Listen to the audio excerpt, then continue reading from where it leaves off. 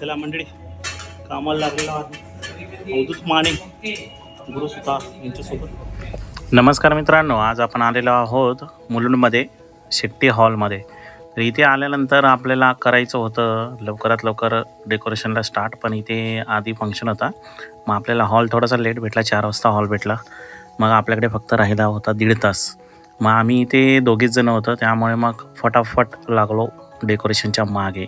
तर मित्रांनो, मी आहे गुरु आणि करूया आजच्या व्हिडिओला सुरू.